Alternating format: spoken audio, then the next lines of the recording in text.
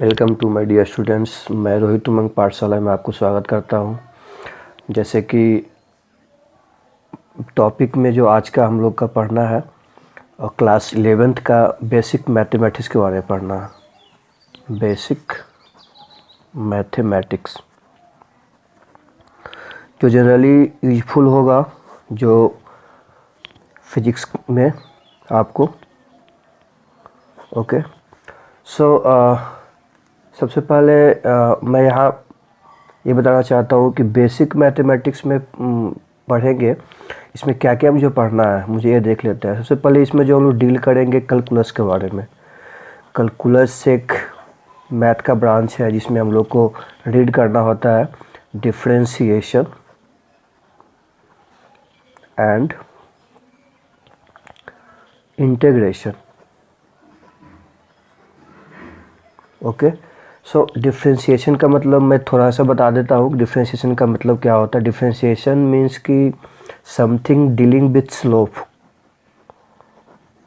I hope कि slope के बारे में आप लोग पढ़े होंगे, जैसे कि लोअर क्लास में। दैट मीन्स कि कहीं पे अगर एक कोई कर्व है इस टाइप का, तो यहाँ पे जो हम लोग टेंजेंट निकालते थे। ओके, सो उसी से अभी हम लोग इसमें आगे जैसे जैसे बढ़ेंगे तो पता चलेगा कि स्लोप का मतलब क्या होता है, चाहे डिफरेंशिएशन जो है उसका मीनिंग क्या होता है। तो यहाँ पे हम सिर्फ ये बताना चाहते हैं डिफरेंशिएशन का मतलब जो है वो डीलिंग विद द स्लोप।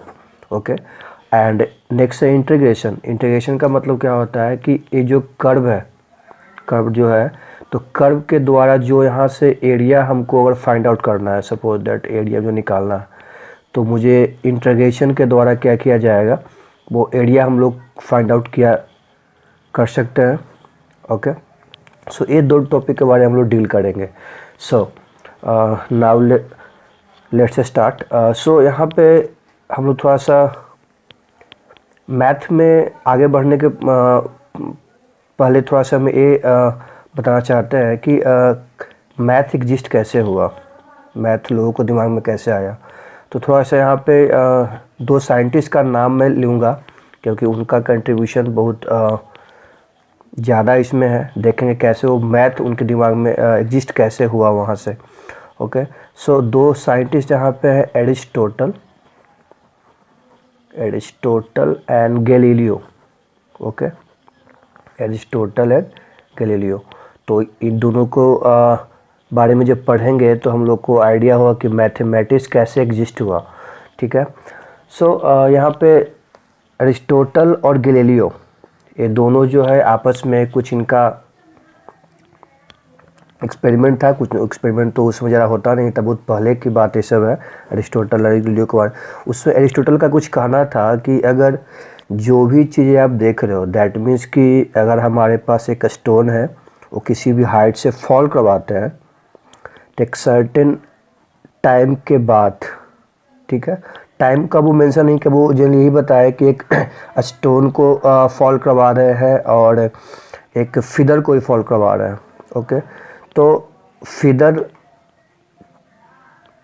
का जो टाइम है T1, मान लिया कि ग्राउंड के पास पहुंचने में, और स्टोन का टाइम में भी T2 है।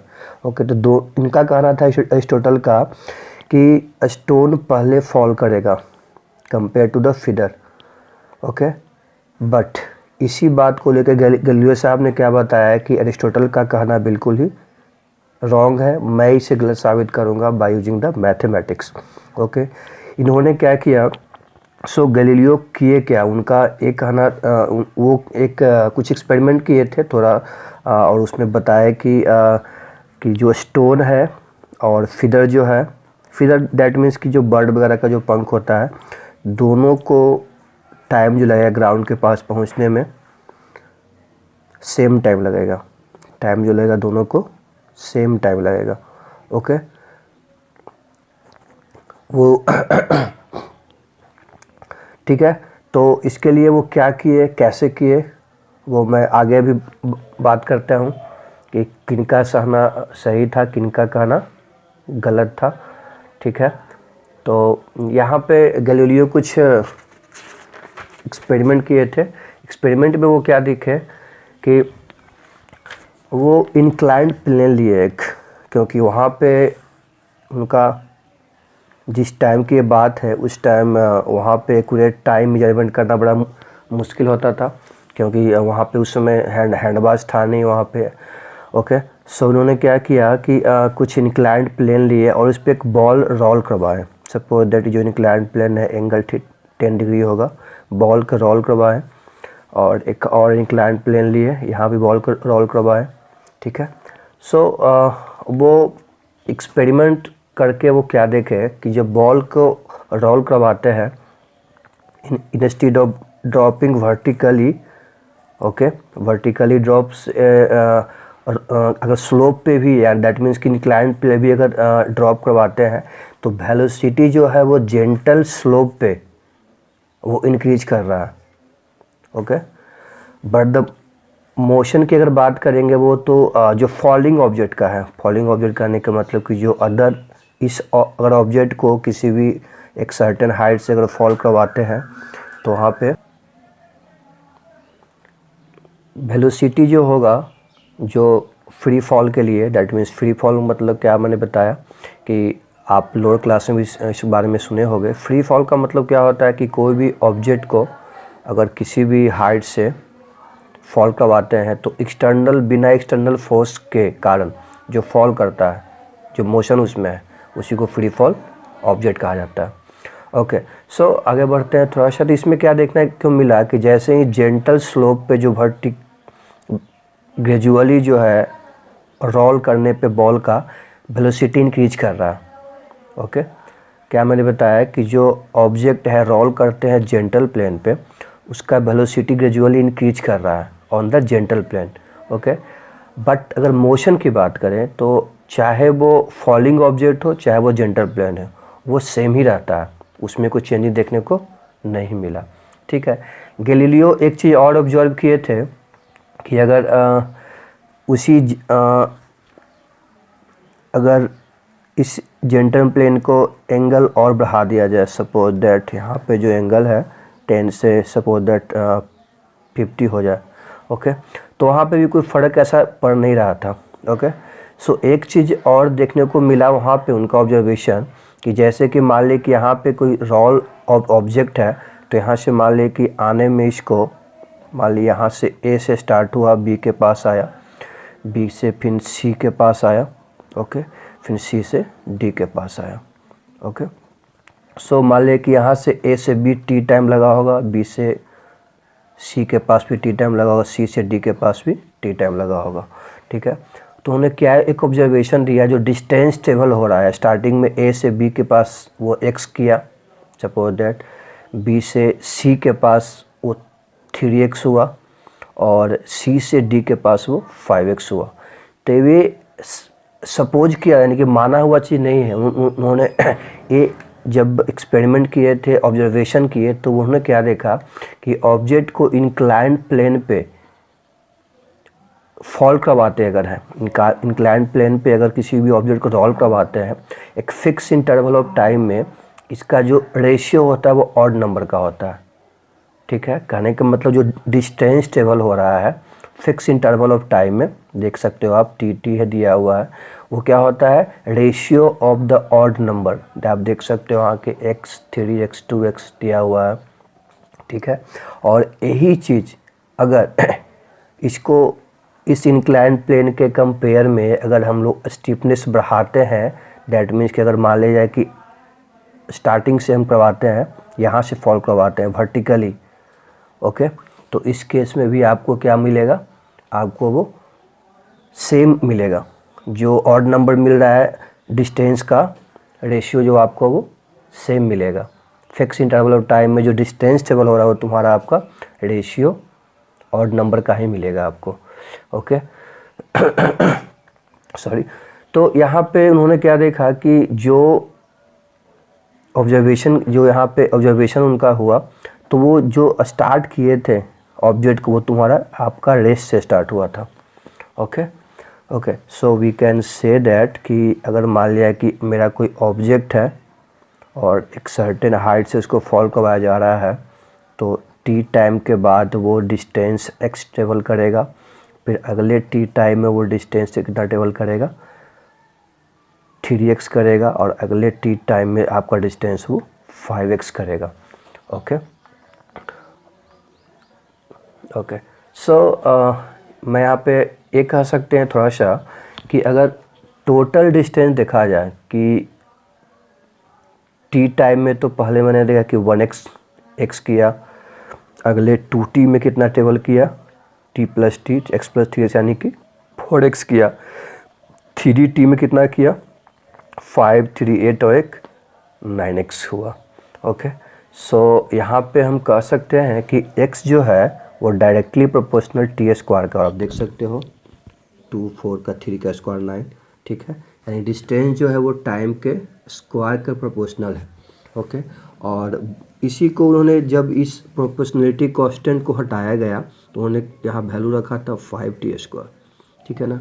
और कितना स्मार्ट थे ये कि 5t स्क्वायर वहाँ पे एक कुछ रखे थे और इसको बाद में एक्सपेरिमेंटली फाउंड किया गया, इसका वैल्यू 4.9, इस k का वैल्यू, दैट मीन्स कि x इक्वल टू और के टी स्क्वायर लिया जाए तो k का उन्होंने उसी समय 5t स्क्वायर रख दिया था। ओके और बाद में एक्सपेरिमेंट के बेस पे भी ये 5t स्क्वायर पाया गया। जैसे कि आप लोग लोअर क्लास में पढ़े होंगे कि कोई ऑब्जेक्ट अगर फ्री फॉल हो रहा है, ठीक है, तो g इसमें एक्सेलरेशन होगा और आफ्टर s डिस्टेंस अगर ट्रेवल करता है, रेस्ट बोरिए स्टार्ट होता है, तो यहाँ पे फॉर्मूला होता है s equal to t plus half a t square.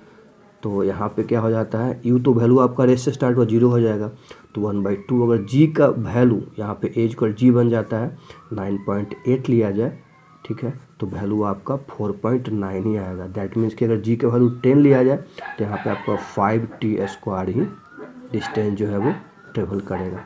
यानी कि बहुत पहले ही उन्होंने इस चीज़ बात को बता दिया था कि वो 5t स्क्वायर पाया जाएगा। ओके सो इसमें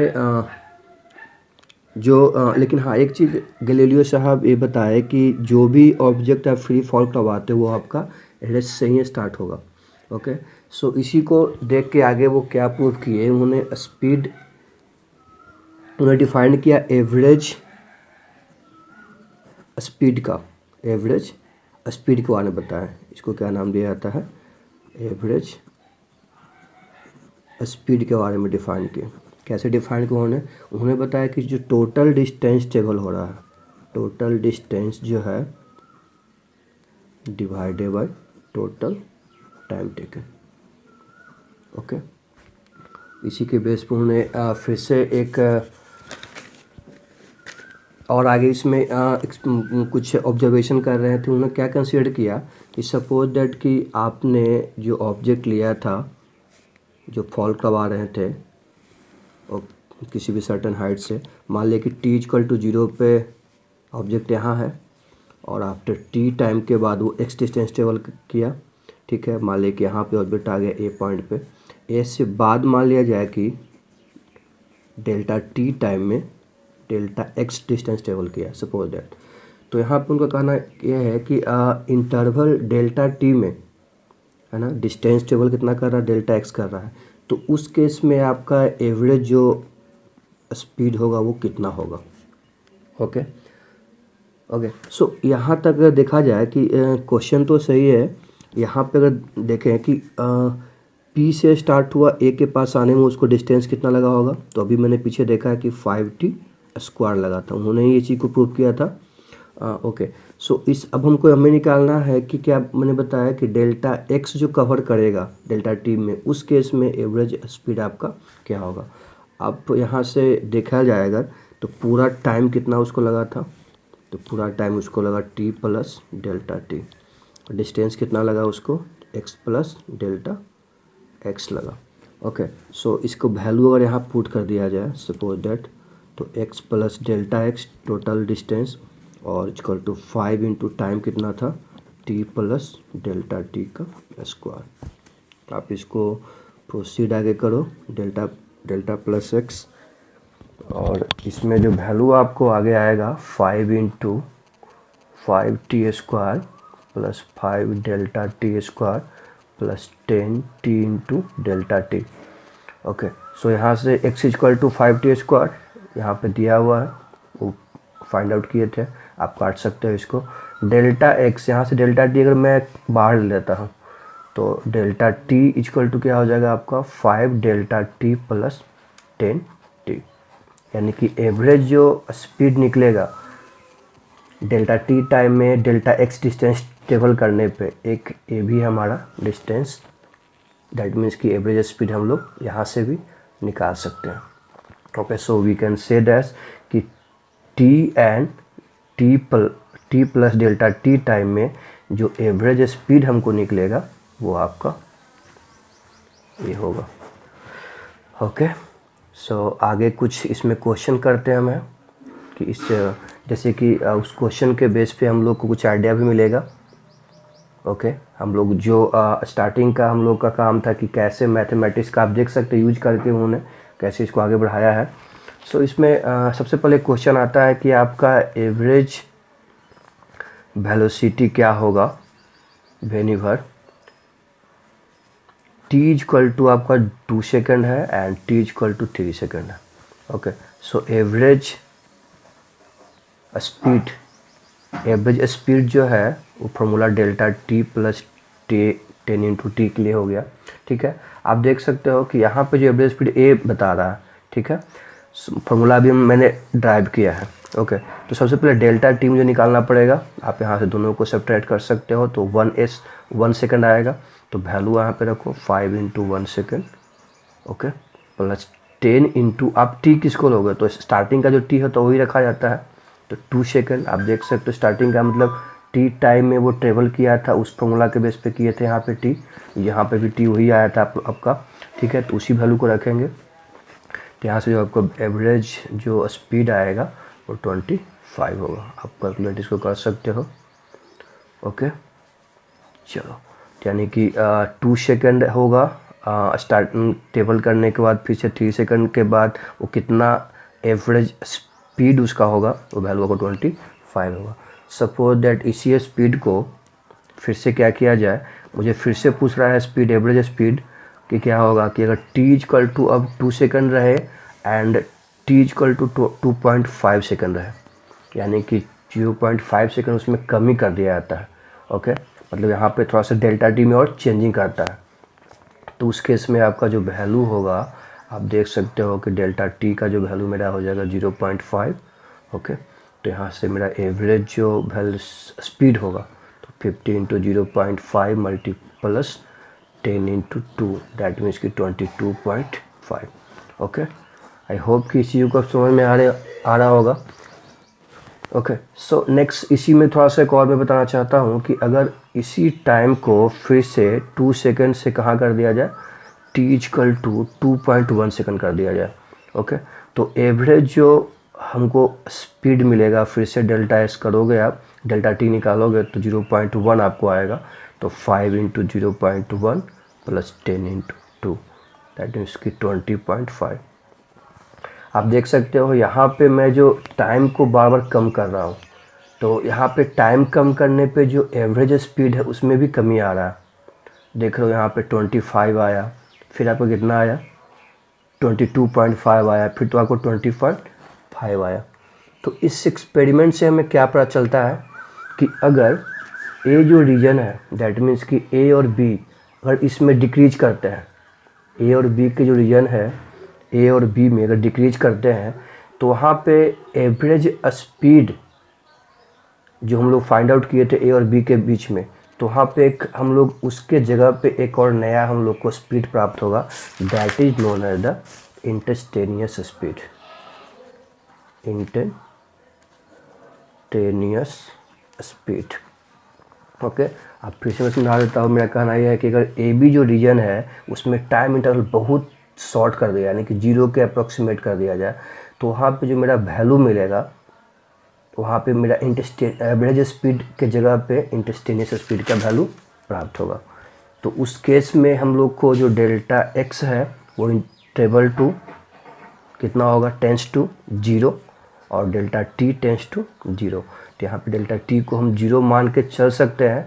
तो उस केस में जो हम लोग का जो एवरेज स्पीड का जो फॉर्मूला था, ठीक है, तो 5 डेल्टा टी प्लस 10 टी, तो यहाँ पे जो डेल्टा टी है वो 0 आप ले रहे हो मान के चलेंगे तो यहाँ पे वैल्यू 0 हो जाएगा, यानी कि 10 इंटू टी, यानी कि जो इंस्टेंटेनियस मिलेगा हम लोग को स्पीड वो मिलेगा 10 इंटू टी।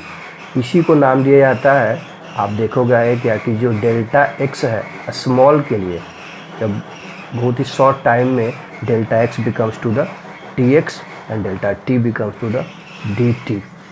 ओके, यानी वी कैन से दैट कि इंस्टेंटेनियस जो स्पीड यहाँ पे d x by d t के टर्म में भी हम लिख सकते हैं, डिफाइन कर सकते हैं। ओके, आई होप कि चीज़ें आपको समझ में आ रहा होगा। ठीक है, तो डेल्टा एक्स आपको बताता है कि टी टाइम में जो डिस्टेंस कितना हुआ वो बता रहा है ना, compare to the t. Okay, so यहाँ पे आप देख सकते हो कि स्पीड जो है, जो स्पीड हम लोग फाइंड आउट किए वो कहीं ना कहीं वो टाइम से रिलेट कर रहा है। ओके ओके, तो इस तरीके से जो है गैलीलियो जो है प्रूव किए उनकी बातें को एरिस्टोटल का। सो बेसिकली यहाँ पे वो किए गैलीलियो क्या है, यहाँ पे बेसिकली वो डिफरेंशिएशन का जो बेसिक्स फॉर्मूला यहाँ पे इस्तेमाल किया, और यहाँ से ही तुम्हारा क्या हुआ बाद में और भी इम्पॉर्टेंट टूल्स जो है मैथमेटिक्स का उसमें इस्तेमाल किया गया। जैसे कि एक और क्वेश्चन है कि x बराबर सपोज दैट कि उन्होंने गैलीलियो साहब ने इस चीज़ को किया था, x बराबर 5t³ अगर लिया जाए तो उसके इसमें वैल्यू आपका dx बाई dt क्या होगा। ओके, सो यहाँ से अगर हम देखें फिर से निकालने के लिए हमें आपको क्या करना पड़ेगा। एक चीज़ मैं यहाँ मेंशन करना चाहता हूँ कि आप जैसे जो मैथ के स्टूडेंट हैं वो इस बात को आगे जानेंगे कि फर्स्ट प्रिंसिपल के द्वारा हम लोग डिफरेंशिएशन का पॉसिबिलिटी भी है, और इसको dx बाई dt के द्वारा भी एक हम लोग को फार्मूला जनरेट करके भी बनाया जाता है। तो यहाँ पे जो मैंने अभी बताया था, जो अभी dx बाई dt निकाला गया था वो आपको फर्स्ट प्रिंसिपल के बेस पे ही निकाला गया था। मैं अभी आपको दिखाता हूँ, ये जो फॉर्मूला मैंने निकाला था वो फर्स्ट प्रिंसिपल के बेस पे ही निकाला गया है। ठीक है, तो मैं सबसे पहले इसको भी फर्स्ट प्रिंसिपल के बेस पे निकालने की कोशिश करता हूँ। तो अगर dx बाई dt पूछा x plus delta x plus 5 into t plus, जैसे कि मैं एक बैग कहाँ से लिख दिया, तो से हमको dx बाई dt निकालना है। तो t टाइम में डेल्टा t टाइम में डेल्टा x स्पीड की डेल्टा x डिस्टेंस टेबल किया होगा, तो उसी को वैल्यू को रख के मैं आगे प्रोसीड कर रहा हूँ। तो आप इसको आगे अगर बनाओगे तो delta x plus delta x equal to 5t के power cube plus 5 delta t cube, formula होता है प्लस b के पावर क्यू का। तो 15t delta t into t plus delta t. Okay, so यहाँ से आप ए तो कटेगा क्योंकि आपको एक्स बराबर इतना दिया हुआ है। आप डेल्टा टी बाहर निकाल दो तो डेल्टा टी होगा dx और डेल्टा टी, तो कितना होगा ना 5 delta t square plus 15t square. Okay, एक तो एक कमेगा इसे, हाँ 50t square plus 15 into delta t. Okay, so अगर delta x by delta t, suppose that delta x tends to 0 और डेल्टा टी टेंस टू 0, तो मेरा वैल्यू क्या हो जाएगा, मेरे यहाँ पे इंस्टेंटेनियस जो वेलोसिटी मिलेगा वो मेरा dx बाई dt होगा। ठीक है, सो यहाँ मेरा डेल्टा टी 0 तो ए भी 0 हो जाएगा आपका, यानी मेरा वैल्यू ए हो जाएगा, यानी 15t स्क्वायर मिलेगा। ओके, आई होप कि समझ में आपको चीज़ों को आया होगा। मैं dx by delta x by delta T निकाला यहाँ पे, और इंस्टेंटेनियस की बात कर रहा था, यानी स्वाभाविक सी बात delta t tends to 0, delta x tends to 0 यानी कि डेल्टा टी बराबर 0 पुट करेंगे तो मेरा वैल्यू ए और ए 0 होगा, हम लोग को ए मिलेगा। ठीक है, सो यहाँ पे आप कंक्लूजन अगर निकाला जाए तो आप देख सकते हो कि जब मेरा x बराबर 5t स्क्वायर था, स्टार्टिंग में आप देख सकते हो, तो जो मेरा इंस्टेंटेनियस स्पीड जो आया था यानी dx बाई dt बराबर 10t आया था। ओके, और जब मेरा x बराबर डिस्टेंस अगर प्रोपोर्शनल टाइम का tq के पावर हो तो dx बाई dt मेरा कितना आ रहा है, मेरा आया अभी 15t स्क्वायर। ओके, देख सकते हो 15t स्क्वायर आया। सो यहाँ से हम यह ऑब्जर्वेशन निकाल सकते हैं कि यहाँ पे हम देख सकते हैं कि 5 इंटू 2t, और यहाँ से मेरा क्या निकल रहा है 5 इंटू 3t स्क्वायर। ओके, तो यहाँ पे आप रिलेशन देख सकते हो कि दोनों के बीच में रिलेशन क्या मिल रहा है। यहाँ से आप देख सकते हो कि जब x बराबर 5t स्क्वायर हो तो 5 2t आ जाता है, और x बराबर 5t³ है तो 5 3t स्क्वायर आता है। यानी वी कैन से दैट कि dx बाई dt जो है एक फार्मूला यहाँ पे डिस्क्राइब हुआ कि n इंटू टी के पावर n-1, यानी कि t के रूप में अगर आप डिफ्रेंशिएट करते हो तो यानी कि जब आपका फंक्शन कितना हो कि x बराबर t के पावर n रहे तो n बाहर आ जाता है और उसके पावर -1 लेस हो जाता है।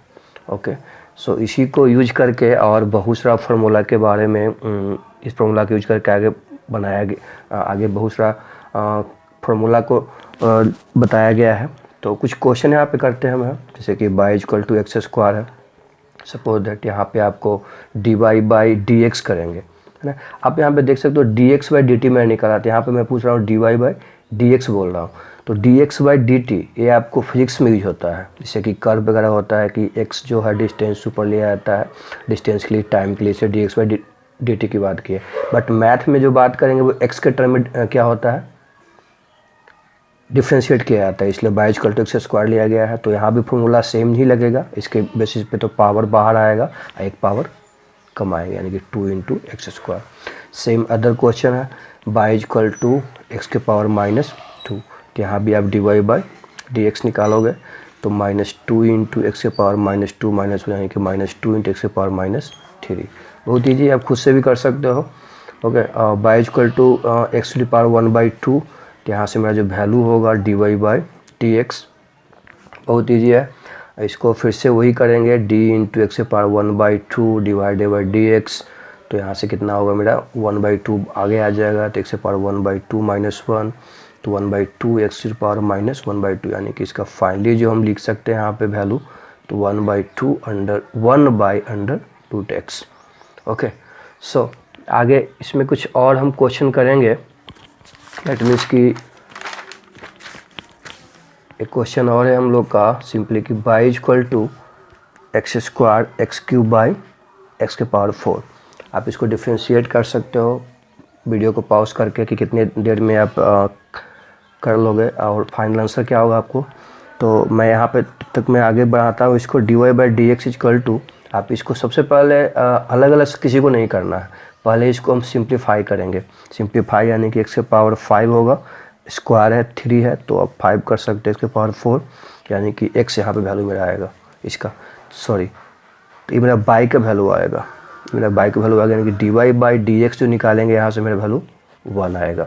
ओके, कैसे, तो फिर से यहाँ पे देख सकते हो आप, मैं दोबारा y = x है तो dy/dx = dx/dx होगा, यानी कि यहाँ पे जो वैल्यू होगा तो काट भी सकते हो, अदरवाइज इसका 1 है तो 1 × x⁻1 - 1 यानी कि 1 × x⁻0 यानी कितना 1 × 1 यानी कि 1 डिवाइड कितना में वैल्यू आ गया, यहाँ पे 1 आ जाएगा। ओके, नेक्स्ट क्वेश्चन पे अगर हम आगे बढ़ें, एक और क्वेश्चन हम लोग का है कि y = 1/x² है। तो यहाँ से फिर से पहले इसको x⁻−2 करेंगे तो dy/dx निकालो फार्मूला के बेस पे, आप इसको खुद से कर सकते हो, -2 आगे आ जाएगा x⁻−3 -2 -1 यानी -3 आएगा वैल्यू। ओके, और कुछ क्वेश्चन हम लोग को कि एक तो फार्मूला हम लोग को आइडिया हो गया कि x = t के पावर n है तो dx/d मेरा t के टर्म में डिफ्रेंशिएट करते हैं तो n × t⁻−1 होगा। इसी के अलावा हम लोग को बहुत सारा फार्मूला और डिफ्रेंशिएशन हम लोग देखेंगे ट्रिग्नोमेट्री पे, लॉगरिथम पे, एक्सपोनेंशियल फंक्शन पे।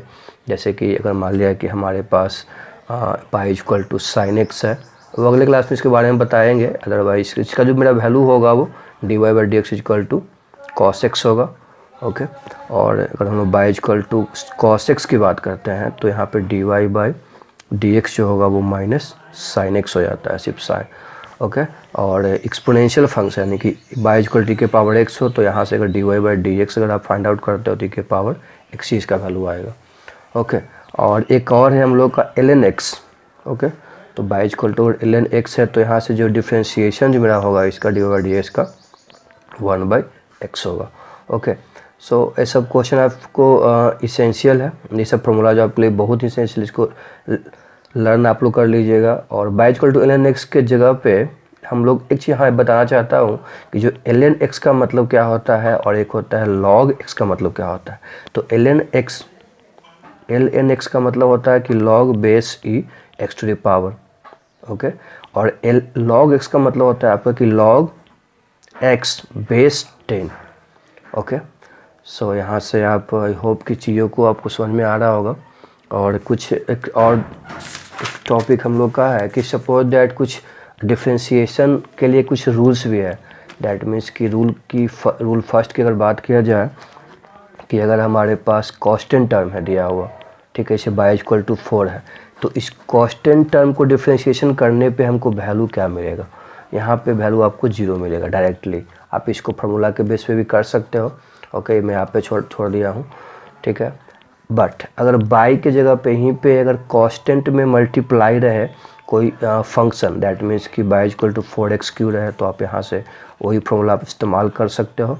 तो 4 3 या 12x² होगा।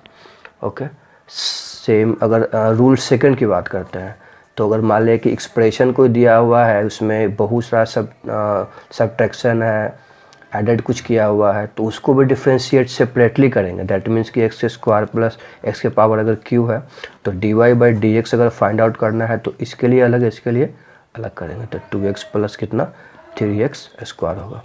ओके, आई होप कि चीज़ें समझ में आप लोग को आ रही है। क्वेश्चन है हम लोग का कि y=3x² minus sign x।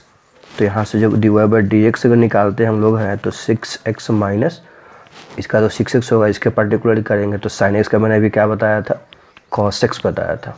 Okay, sign x का मैंने क्या बताया था, cos x। तो फाइनली इसका आंसर ये होगा। ओके, एक क्वेश्चन और हम कर लेते हैं कि y=4e⁻x माइनस nlx/4। ओके, तो इसको dy/अगर dx निकाला जाए तो हम लोग को 4 तो एक ये होगा, तो आप यहाँ निकालो dx d⁻x dx के टर्म में माइनस 1/4 बाहर होगा, फिर ln x divided by dx होगा। तो यहाँ वैल्यू e⁻x, क्योंकि इसका डिफरेंशियल हम लोग पीछे देखे हैं, फार्मूला e⁻x ही होता है, 1/4 × 1/x।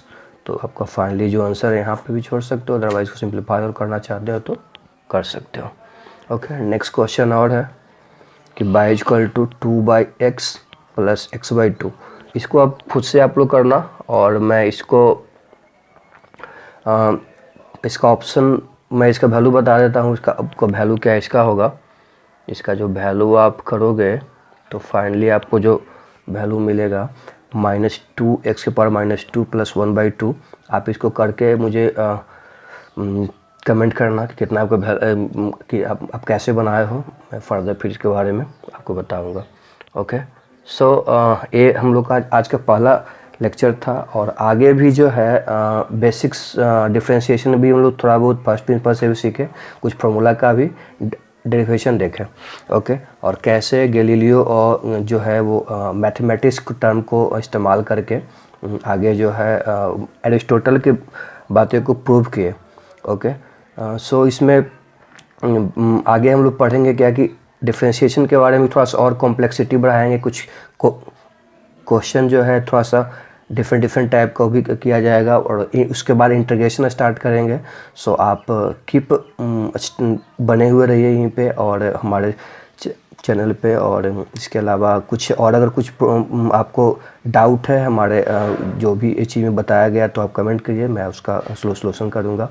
Okay, so thank you everyone.